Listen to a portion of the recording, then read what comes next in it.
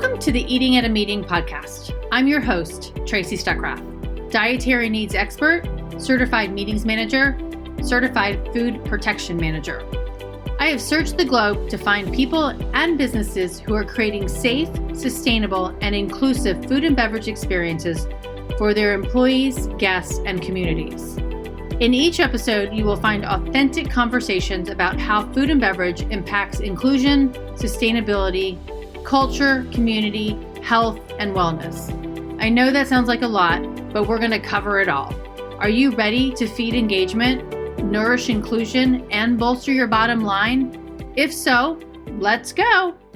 Hi, everybody, and welcome to another episode of Eating at a Meeting Live. I am your host, Tracy Stuckrath, and I do this wrong all the time, and I am here with my friend, Todd, Chef Todd Annis. Yep. Annis, thank you, from Crew Catering in Charleston, South Carolina. So hello, how are you?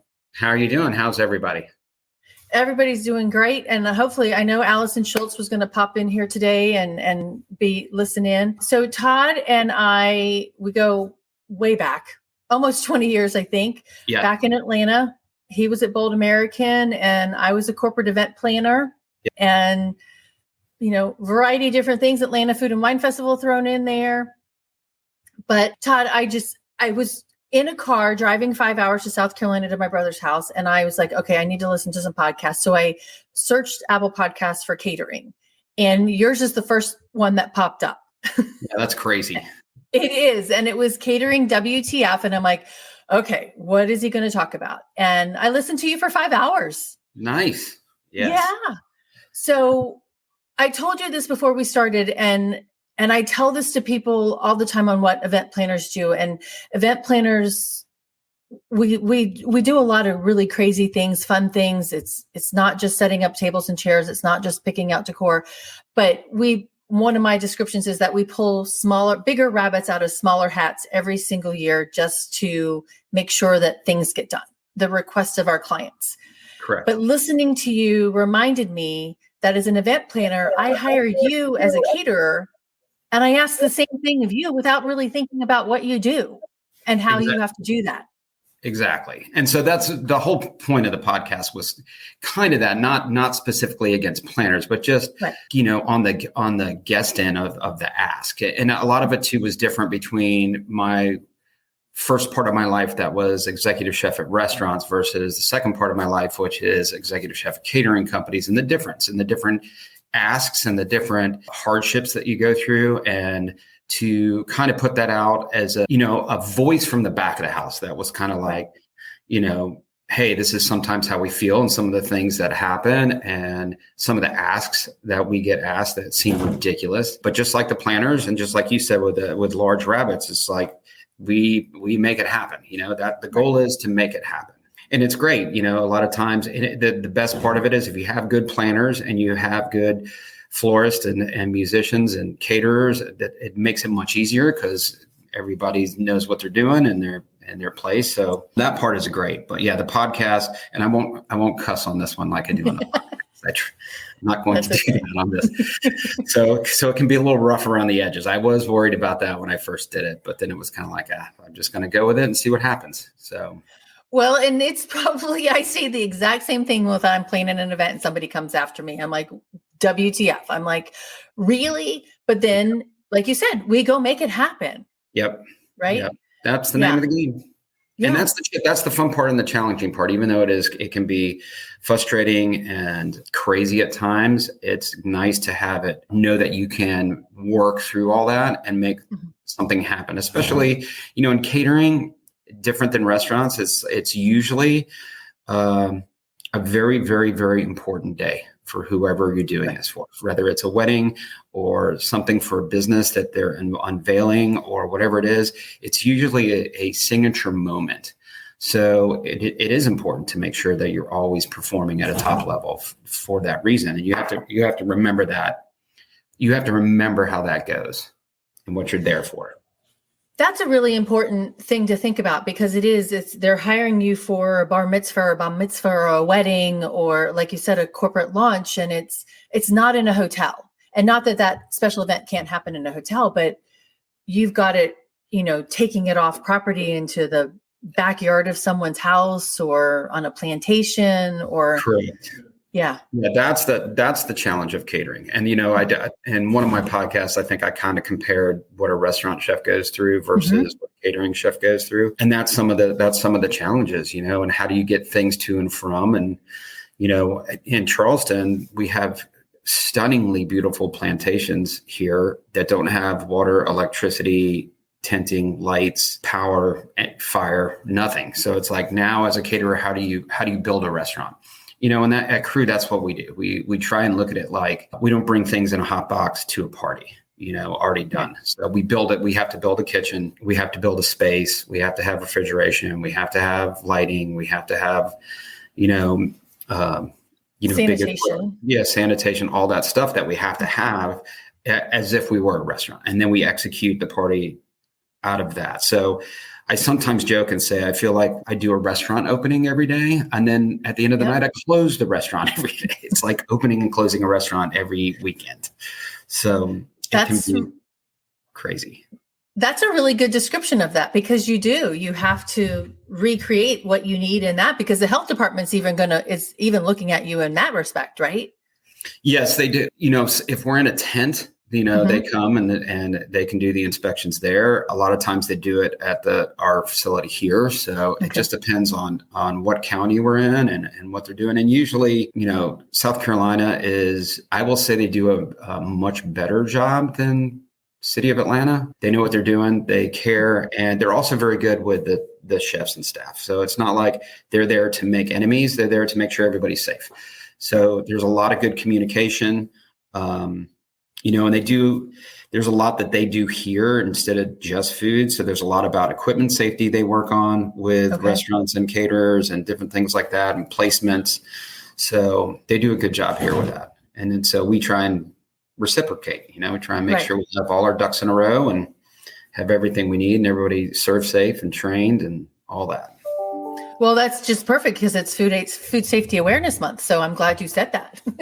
Yeah. We just did a class on that. So I had 15 people in a class. So we try and get everybody here Serve Safe certified so that they know. And it's nice to have them. I like to have them so that even if we're running 4 or 5 parties on a Saturday, I know I have 2 or 3 people at each event that are Serve Safe. So that's awesome. Yeah, it's a big one for us. And we're not always in the best conditions. I will say that. I mean, sometimes when you're in a tent, there's no flooring. So, it's just the nature of the beast. Right. So anybody can nitpick and be like, hey, it's not sanitary to work in the dirt, but we do the best we can with what we have. And that's okay with it. And it reminds me of my friend Carolyn mentioned that, like, she was doing a food truck event and the ground they couldn't put the trucks on certain part of the parking lot because the ground was slanted, and it would actually make all their equipment, slide. Yep. And you don't think about that necessarily when you're saying, hey, Todd, come do this out here. Exactly. Yeah. Try and put a big fryer up there with fryer oil in it on a hill. It's not the best. No. It'd be dangerous. I tried to change oil out at Atlanta Food and Wine Festival one year, and it went all over me and the ground, and it's nice. Fun. Yeah, it's not fun. So one of the episodes that you also did, because I know you mentioned the restaurant one and what you do, but you also mentioned tastings. Mm-hmm. And I thought this was really interesting because, planners do want to taste the food that they want to serve at their events, but you brought a really good point up, is that you don't charge us for those tastings. Correct. And so tastings has been for caterers, owners of catering companies, really since it got put in the knot, 10 years ago, that you should have a tasting. And no one really knows how to handle it, because you don't want to charge. And what we try and do is work it into the cost of the party. So if you have a 150 person wedding and they're paying, all in $150, $200 a person, you can wrap that cost of that tasting into that. So that's kind of where you make it up. But what happens a lot now is parties are already booked, and they've already put down a deposit and everything. But as they move through their checklist, they're like, oh, we still haven't done a tasting. Let's do a tasting. And it's like I want the tastings to be an opportunity for us to show what we can do as a client is deciding if to use us or not, or if they're deciding between dishes. Like there's so many wonderful things. Can we try a couple of them so we can narrow our stuff down? Whereas sometimes I feel like sometimes it's just like it's on the list. So they come in, they have lunch and they go, it's like, okay, that's a little different, but it is a tough one. I was doing today, we had about 16 tastings last month. And usually we try and keep them in between 4 people or less, but most of ours were 6 or 7 people for that month. And we try and keep the menu down, but a lot of these, again, a lot of them are planner driven. And we are very fortunate at Crew that we have some of the best planners in this, not only in Charleston, but some of them are all over the Southeast, New York, different things like that. So they're used to, a more high-end client. And so they want to try everything. So it tends to be a very, very long and large tasting. And it's just part of, I like to say part of doing business as a caterer. You're never going to get around doing tastings and how to do that. So, it's hard. I've talked to other caterers and they're like, well, we charge. And other caterers say they don't because they're afraid if they charge, people will go to another caterer that doesn't charge, so there's all these factors play into it. And then people try and limit, but then a client they're afraid because if you limit the menu or say no, in our business saying no is, even though we should do it more often, we hardly ever do. Right. So there's a fear there, it's the fear that you're going to upset a client or a planner or whatever. So there's that fear also. So it's working on ways to say, without saying no, to say, hey, we're going to steer away from this. And I think this would be better for your group or whatever it is that we try and work on. So that's what we do. Same thing when I was in Atlanta, I worked not only with Bold, but Dogwood and like every big, small, no matter what it is, everyone deals with tastings now. And it's a great opportunity, but it's also hard on the business. Right. So what would you recommend a planner do when they want to do a tasting? What would make your life easier, from a planner perspective? Well, I think the best thing to do is understand that there's only if you're coming to a tasting, there's only so much people can eat, first of all.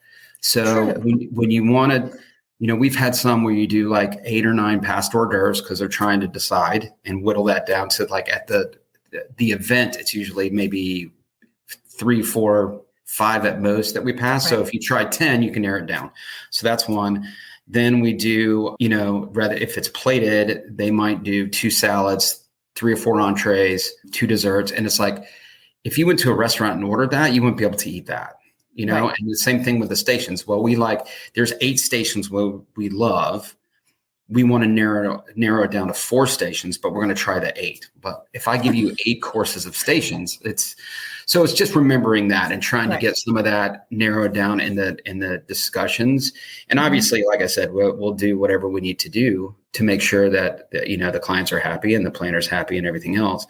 But it can be on their end. If I have my wish is like, hey, know what you would eat at dinner. Like if planners go out to eat a lot, just as much as chefs do. So like. Right. Although chefs can eat a lot, I will tell you that when we go out. So, and we share a lot of things and order a lot of things, but normally that you're not going to be able to eat 3 other appetizers, 2 salads, 4 entrees, and 5. Like you're just not going to be able to do that. So it's, narrowing it down would be helpful.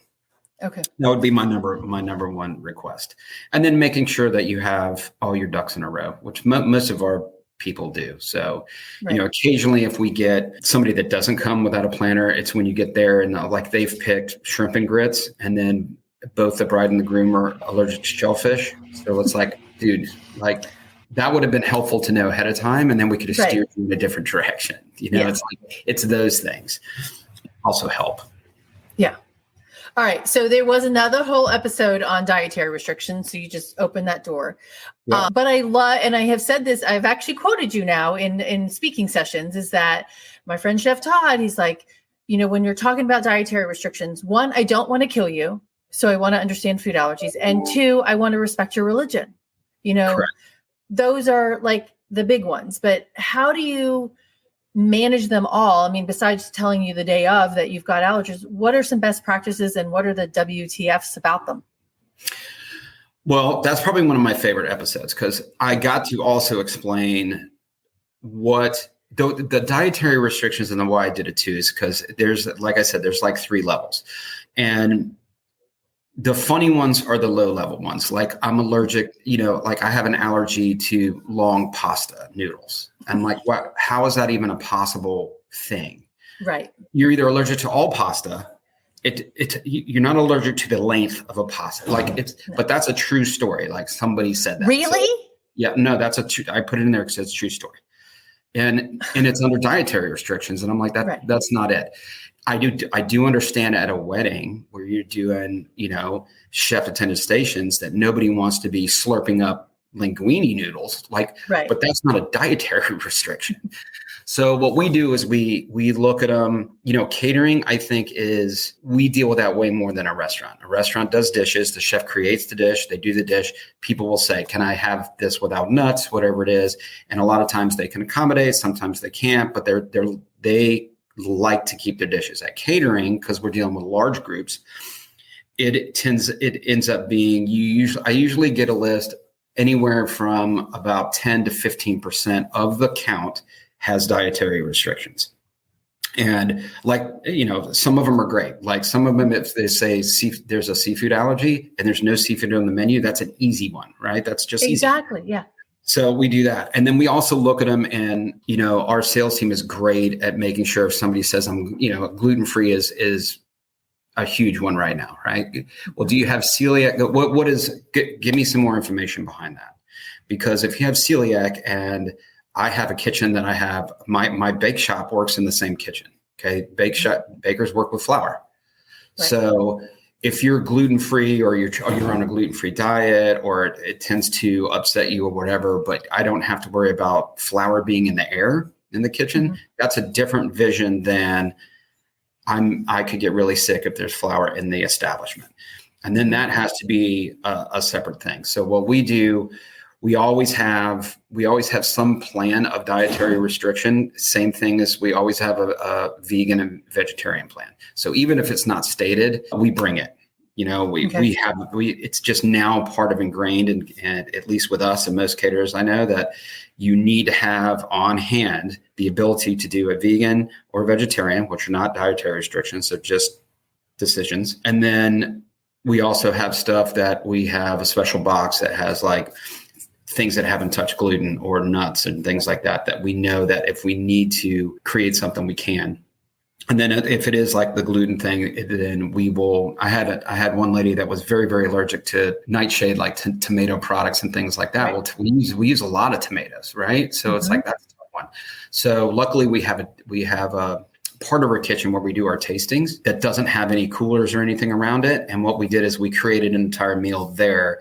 And my executive chef, Alicia, single-handedly just by herself, prepped everything there, produced everything there, sealed everything there. And then when we executed the party, she personally took care of that guest. So it's like, awesome. Those are the things that we kind of have to do. And that was a tomato one. We deal with gluten a lot of times if it's celiac or different things. And a lot of times, and what I've noticed the trend now is we used to get a lot of emails, no nuts, no this, no pecans, somebody's no pine nuts, somebody's no cashews, and now a lot of times planners will be like, hey, I'm just going to make this whole thing a nut-free event because it's now one less thing that we have to worry about. And it's great for us and great for them.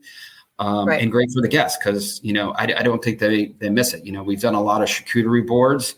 Mm-hmm. They always come with nuts and honey and different things like that. And we love to do that. But if it's a no nut thing, I don't think people really miss it. So it's like, it's not that big of a deal. Right. Especially if you have 3 or 4 people that can get very sick from nuts, it's just easier to avoid that as a menu option. So I've seen a lot more planners and stuff doing that. And I think that's the best way to go. And of course we still do special stuff if needed, like the tomato person, things like that.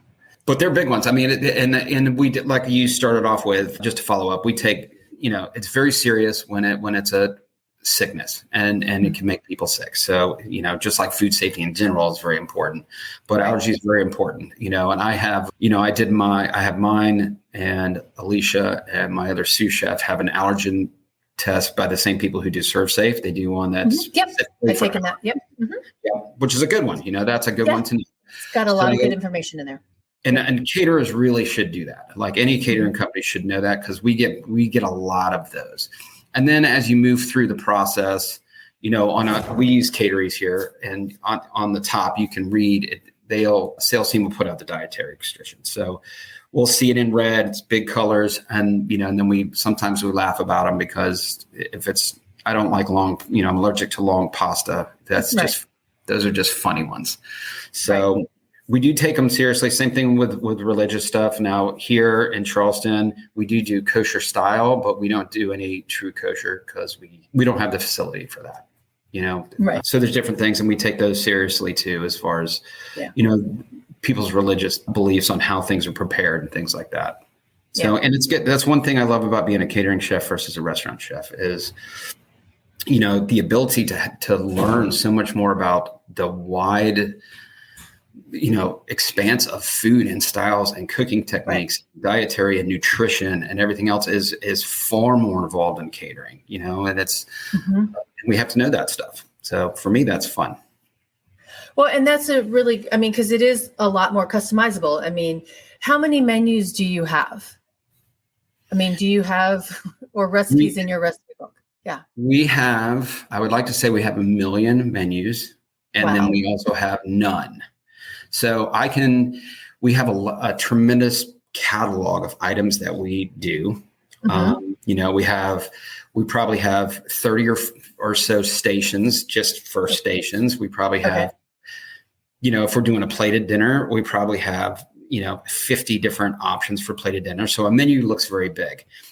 What we do here that is somewhat unique is we customize almost everything. So even though we send a client a menu, a lot of it is customized.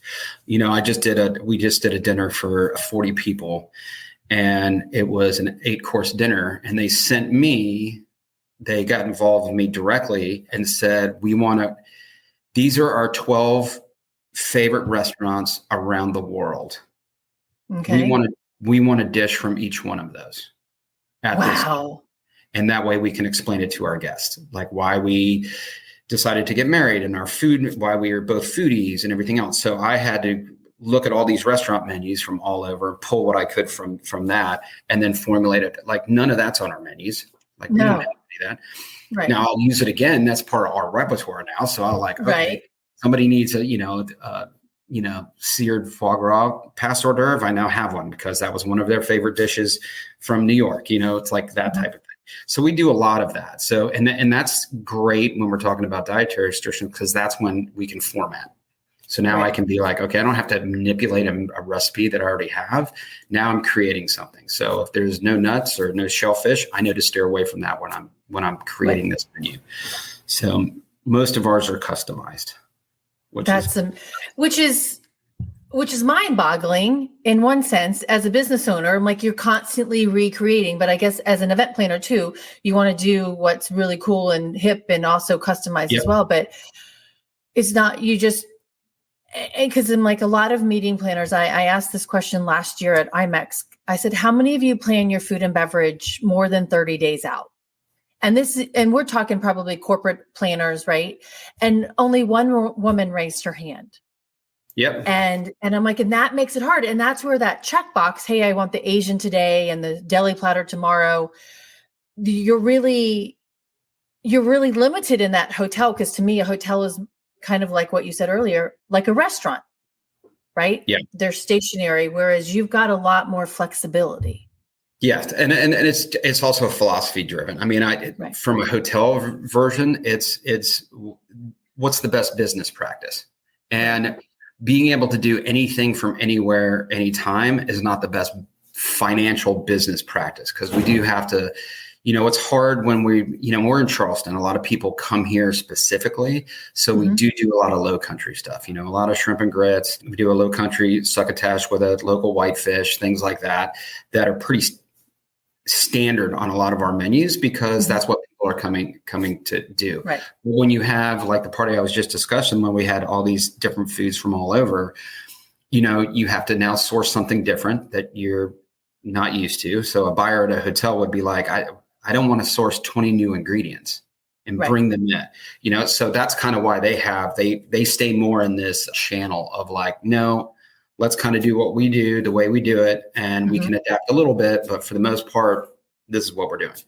Whereas, a smaller cater company like Crew that is customizable, we can do all kinds of things. And then we also have the restaurant here. So a lot of times if I get a product in and I only need half a case of it because it's special, I can ship it to them and they can run a special with the other half. So gotcha. It's a great opportunity to help us in that business aspect to not take on the cost of having to buy more than we need and not being able to utilize it. Instead, I can manage that through the restaurant. Right. So that's how we deal with it. But it's fun. And do you, just being there, and I mean, you've got Carolina Gold rice that, that's native there. Do you do a lot of sourcing directly to farmers there? We do some. I mean, Story Farms has eggs up here. They're pretty popular, and we use some of those sometimes. We do have Carolina Gold rice right now in-house. We usually keep that. And we try and do some things across the Charleston sea beans is a new thing that they're doing, and their building is actually across the street from our catering company. So it's very fascinating to watch what they're doing. So we utilize their product. Obviously we do. There's some local honeys here that we use. I know there's Savannah Bee Company, which is in Savannah, which is pretty close to, and they're very popular, but there's some really good local honey here too. And we try and use that when we can. Produce wise, it's harder for us because when I talk to farmers, they have a place called Grow Carolina here, which is awesome. And we do use them, but we have to supplement. So when I talk to them and, for that party I had that was 50 people, I wanted to do a local collard green. And, I need 5 cases of collards. They only had 2. So you have to kind of be as a caterer, as a restaurant, and I know I'm only going to do 8 dishes with this. I can utilize that. It's awesome. When you're a caterer and I need to feed 200 people, they always don't have what I need to have. So we'll use some of it and then we'll supplement with, products we get from our standard produce company. And the produce companies here are pretty good too. We use a company called Limehouse, and they're pretty good attuned to the local farmers also. So they luckily source a lot of that. Oh, that's awesome. Okay. Yeah, it's good. So what is I want to talk about the one story that made me like, oh my gasp, is that logistics of this. And we've talked a little bit about it, but you talked about doing a ceremony of life, right? And it was on a golf course. Correct. And yeah. So one of the blew things up. It did. That we burnt the truck down, a rental Enterprise truck. So shout out to Enterprise. Thank you. Yeah. So as I was moving through my catering career and going to cater source and places, doing talking to people like you and, the Gina Berries and different people who do this all the time and know all the, the disasters that we share as a team, nobody talked about them. So I decided for Cater Source one time, I would do a class on our 10 largest mistakes as a big catering company. These are mistakes that we made, and I'm going to stand in front of 800 people and tell them how bad I fucked up, and that's kind of like the thing. But then the takeaway is, what did we learn from them and what did we implement to keep that from happening again? So I did 10 stories. Obviously the most famous of those is we did burn the truck down, and what that, again, there's a lot of situational stuff that happens. So, it's never one thing. Right. And this was a pop-up because it was a celebration of life. They wanted to do it on a golf course that doesn't allow caterers because they have their in-house. But because they couldn't handle it that day, they had a huge wedding that was being set up on the 18th hole. They asked us. So we said yes. It was a 3-day notice. So we scrambled to get food together. We scrambled to get staffing together. It was in the morning. We had to be off by 12 o'clock. The whole concept was get in, do what the caterers need to do, be respectful, and then be off the field, the course by like 12. Right? You can't be later than 12. And we want to do it as inconspicuous as possible so that they don't know we've outsourced a caterer. So that's where we really messed that up. So we did everything the way we were supposed to all the way until the very end. And of course, just like, as you know, as a planner, the speeches went way longer than they should, right? And you can't really control that. And as a caterer, you can't really do a lot about it. We're waiting to break down tables, chairs, chafing dishes, everything else. And people are speaking, which is going to happen at a celebration of life. So we were pushed way, way close to the deadline. And finally, like within 10 minutes of 12, they concluded.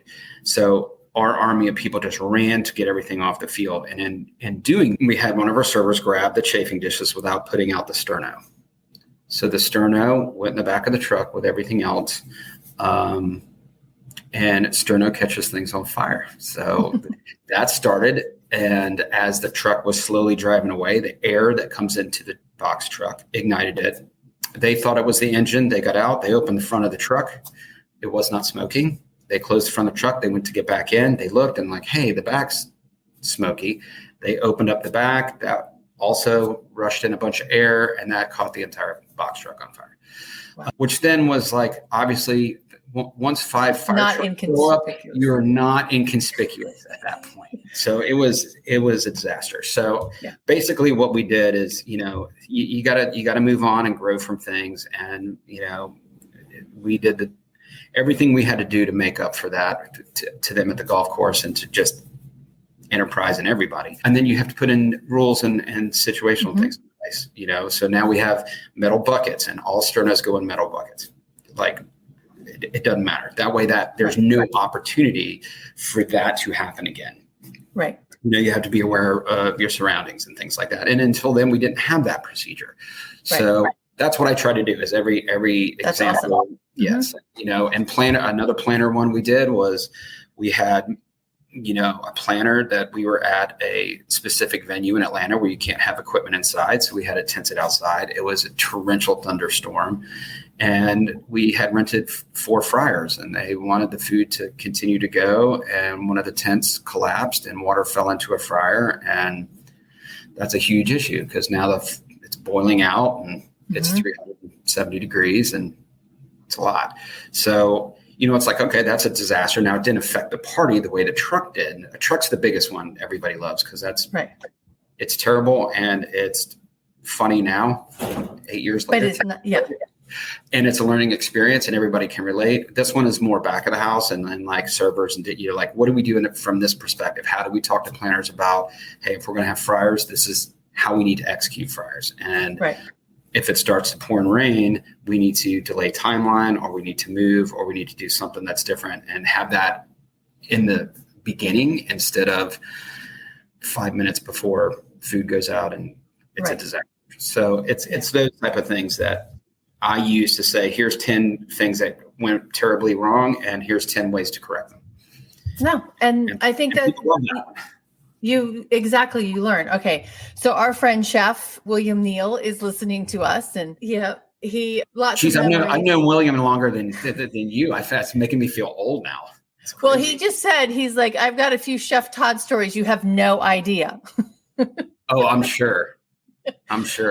Yeah, but he said in here, I love it. I love the culinary world culture and the creativity, but I don't miss the catering, the stress. And that is, and it's kind of crazy because meeting planners have been named one of the top 5 most stressful jobs with an Army general, a pilot, and whatever. And I would have to throw catering in on that as well, right? Because I think chefs in general have that. That's stressful, and it's also, with planners and catering chefs and it just a lot of the people who work on a lot of these, it's not only the stress of the job, which here is brutal because you're outside, it's 110 degrees and you're setting up florals that are dying. They want a meat and cheese board out on a platter in the sun. And you're like, dude, that's probably not good. Things like that you have to deal with. But also it's the weekends and the long hours and the driving and the unloading. And it's just a lot for, this industry deals with a lot of stress when it comes to that. And again, like I said at the beginning, you have to remember, every time we do a catering event, it's somebody's most important day, whether that's corporate or a wedding or whatever it is. To them, it's the most important day. Whereas a restaurant, you do have your foodies that come in and you do have your people who celebrate their anniversary or birthday. And those are also very important. But you also just get people who are out for a good dinner. And it's not quite the level of stress that catering's on because it's focused on, I look at the same thing as wedding cake makers. I would never make wedding cakes for that reason. Right. It's a one item that's a focal point, and it's extremely stressful because if something happens to that, it could ruin the entire wedding. And I've seen that happen multiple times.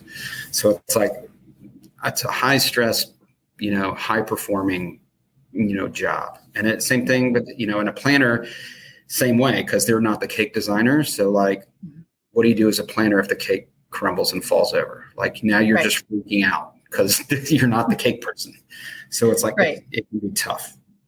There was an Instagram video I shared like 2 weeks ago. I don't know where in the world it was, but they actually built the cake on the second floor and they pulled it out over the balcony on a ladder. And then they had people standing on top of a box truck to lower the ladder down and then get it into the actual truck. And that was only one piece of, it was huge, but that's crazy. Okay. So you were talking about hours and, the heat and all of that. And we're in an industry that's struggling right now, because of COVID, coming back out of COVID, but that's staffing. And I don't really want them to listen to what you just said, because that might scare them away. But I think it's also, this opportunity to have so much fun and creativity and things. But how are you handling the staffing right now? Are you struggling with staff?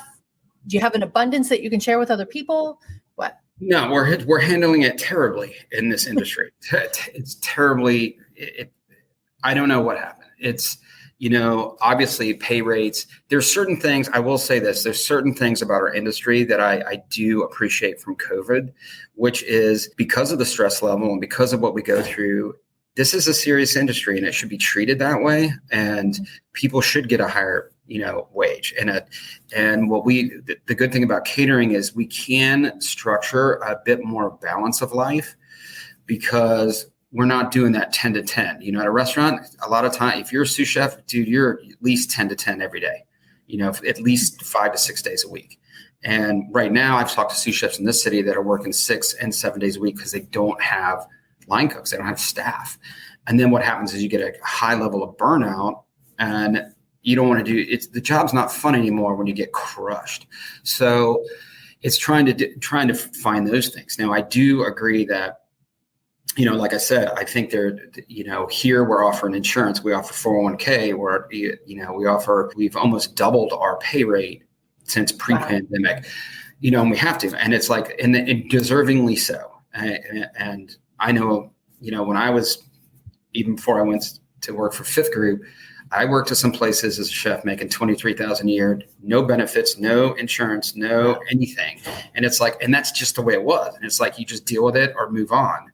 And it's like, but people were still coming to the industry.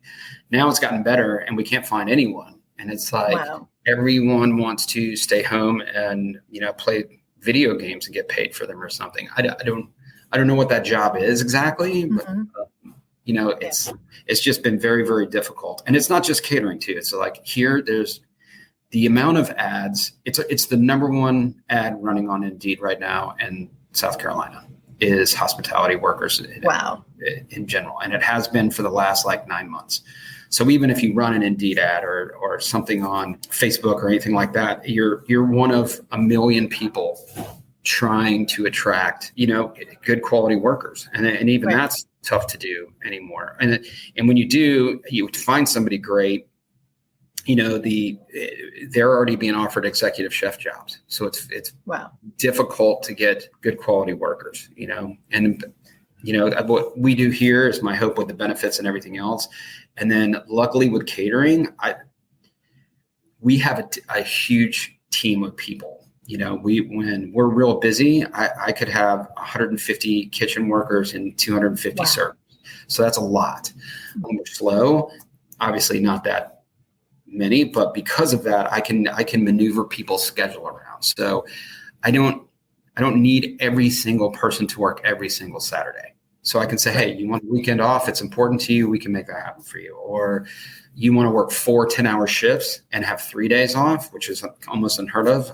I can make that happen, right? Because we can do that. I can have you work Thursday, Friday, Saturday, Sunday, Wednesday, Thursday, Friday, Saturday, something like that. You get 3 continuous days off. And so that's where catering can generate a little bit more comfort with people. And that's what we use to to do that. It's better your quality of life can be better timing wise in catering a little more than I think that's really important. And I mean, I just watched the television show, The Bear, and which is awesome. Very stressful, right? But it is, I like the distinction that you have there in that you're in that restaurant, you're there 10 hours, 12 hours a day. But you can with catering, separate that, and have a little bit more of a life, which I think is really cool. And to me, you have this opportunity. And I just spoke to 6, students at the hospitality program at NC State. And I'm like, you can travel the world. You can make food. You can do marketing. You can do event planning. You can do sustainability. It's got all of these great opportunities to do that and work with great people, right? And it's a family, right? Your catering team's your family, right? Besides 100%. Sometimes it's more of a family than your family. So yes, it's crazy. And that's what you can do. Same thing. And like in The Bear, you brought that up. That's a great show and it's very realistic. A lot of us have been through that situation. And, at a restaurant, that's what it is. If you have your sous chef and everybody walk out, there's no backup, and in catering, that's also the case. But at the same time, we have a bigger pool of people. And that's what I try and do, have more of a pool so I can manipulate those times for people. So the chef doesn't get so mad he slaps the donut out of somebody's hand in the middle of the shift. So exactly. All right. So I one thing William put up here too, he's like, I would put any off-premise caterer up against any restaurant chef any day of the week. And I think the Lee brothers, they wrote the book about it. They restaurant chef and owners, and they tried to do, and they were like blown away. We actually did a party with them. I got to work with them for a wedding that the bride and groom actually hired them as consultants. So I actually got to work with both of them and talk about the book and the differences. And they're great. And, the thing is they haven't been doing this for 20 years in the trenches. So they're just trying to learn. Same thing they did with their book about the restaurants. Now they're doing it with catering. And I agree with Chef William. It's like, I would put a catering chef up against a regular chef any day. We just have to be much more creative, think on our feet, do the things that we need to do. And you have to have a bigger range of experience, I think, with different food cultures and nationalities. And, if you're a meat and 3 American style food and somebody wants to come in and they want Asian, they want Korean, food. They're not going to know how to do that. But caterers are like, oh, I love that. This is my favorite Korean place in Charleston. So I know that, or this is my favorite Vietnamese or favorite, South American. And then it's different than standard Mexican food. So it's like all of that is part of the knowledge that catering chefs, strive to learn from over the years and get to deal with different things. We've done real good with Indian food here and learning that culture. And I did some in Atlanta, but we do a lot here. And it's, just using all those products and everything. And it's just great. And that's the other thing, Kate, that we offer. You were talking earlier about traveling the world. Is one of the things that we can do here is you can work here and still experience cultures from all over, because we do have weddings where somebody wants Southern food, but they also want they want a Jamaican station because that's where their family's from, or, one's Italian and one's Korean. So those stations, somehow we make them work together. It's like that type of thing. All right. William just corrected me. He's like, I'm no longer Chef William. I'm going to always call you that, sir. I'm sorry. His new name is Retired Daddy Microwave. Dude, really? No. No, really. That's what he's really doing. All right. So I have 2 more questions for you. One is going to be the one that you hate the most, but what does a safe, sustainable, and inclusive food and beverage experience mean to you as a chef, a catering? What that means to me is making sure that we're working in the bounds that we need to make sure that safety is obviously going to be the first part of that, right? So keeping food safe, keeping, the mundane stuff like temperature danger zone, fat tom, all that kind of stuff, all that gets worked into what we do and how we travel with things. The difference between, again, restaurant caterer is the traveling time, Right. We have a catering gig in Serenbe, that's in Georgia. So, and we're the caterer. So that's a 6-hour trip. How does that food chain travel? and that's part of the logistics of that. So safety's first. Sustainability, I will say, I love being in Charleston because the level of sustainability here is taken more seriously than Atlanta. First of all, with the amount of farms that are local, the food in general, and we had that conversation about honey and sea beans and different things like that, but also about plastics and paper products and straws and things like that. And maybe because we're so close, we're obviously a lot closer to the ocean here, that the community here takes that much more seriously about that. So, that's part of our cost structure too. We only use compostable products. So a lot of bamboo and things like that, and they cost more. So there's an elevated cost to that. So there's no styrofoam. We don't use any type of plastic bag. We use plastic wrap. One day the world will figure out an alternative for plastic wrap. And then caterers are the worst at plastic wrap because we use shit out of it. But that we try not to use any, and I mean, that's like one of our few things. Everything else is boxes, reusable, sustainable that way. And then the experience is making sure that we can pass what we've done, the hard work that we put in it, onto the guests so that they have a great time, but they also know that there is no plastic straws at your event. There is this, when we sell seafood here, we basically on all our menus, it's called local whitefish. And we do that on purpose because we don't know what will be in season, what is the most sustainable to shop and source. And so it gives the chefs here the ability to do that. We even do it on some of our veg. We'll have a seasonal fall veg or spring veg, and it gives us the opportunity to work with local farmers or just have the ability to change things around so that we have those opportunities. And then we want to highlight those and educate our planners and guests. And we want them to be proud that we're having those things are top of mind for us and for them. So that's kind of what I look at. That's awesome. No, it's all so important in running a business that, produces food, but also in educating, your community and your employees. Okay. So the last question, which I did promote in promoting this session, is that the one question that you hate the most as a chef is what's your favorite food and beverage? I hate that. Why did they ask that? I don't know. It's almost like if you ask a doctor, what's your favorite surgery, or an accountant, what are your favorite numbers? Like, that's dumb. But I know everybody, it's the same thing as when they find out you're a catering chef too. They're like, oh, what do you guys cook? And I'm like, I customize that. Anything you want. The best answer to that was my old sous chef. And we were at an event and a young lady asked him, oh, you're a chef and it must be so great to be a chef. What is your favorite thing to cook? And all he said was breakfast. And meaning you can come over and I'll cook you breakfast. Like that's it. And it was like, oh, dude, that's crazy because it just skirts the whole thing. And I thought that was brilliant. But chefs are just like everybody else. So we get on fads. We find things that are like, we did a thing with about a year ago. I was like super into that. We did it with the Japanese coffee makers.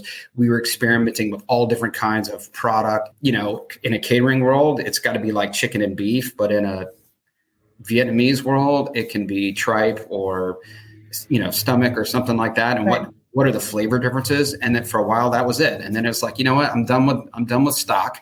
I'm now moving on to something Korean, or, now all of a sudden it's chili peppers. What can we do with that? Right. So for a chef, it just changes all the time. And we love to look at new things and, fads or different, products that are, being available. It all depends.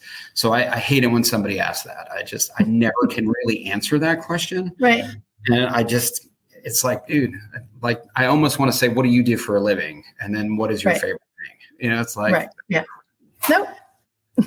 I had to ask you because I thought I loved your answer when I asked you in advance. So Chef Todd, thank you. You're welcome. Thank you. Such a pleasure to see you. Everyone, you can find ToddAnnis.com and crew. Is it crewcatering.com? Yep. You can get me at Todd at crewcatering.com. Okay. Perfect. And Crew Catering is on Instagram and Facebook and all of that as well. So go check them out if you're in the Charleston area or anywhere else, because it sounds like you travel. We do. Yeah, we're waiting for that one party in Dubai that we're going to go do. I want to go with you when you do that. Yeah, okay. You will. I'll call you. All right, please. I do want to do that. I just said do. But everybody, this is the Eating at a Meeting podcast that you've been listening to. We're here every single Wednesday. Tune in at 12 o'clock Eastern, and we talk about all things food and beverage. Until next time, stay safe and eat well. All right. Thank you, Tracy. Thanks, Todd. All right. Great time. Thanks for listening to the Eating at a Meeting podcast, where every meal matters. I'm Tracy Stuckrath, your food and beverage inclusion expert. Call me and let's get started right now on creating safe and inclusive food and beverage experiences for your customers, your employees, and your communities. Share the podcast with your friends and colleagues at our Eating at a Meeting Facebook page and on all podcast platforms. To learn more about me and receive valuable information, go to tracystuckrath.com.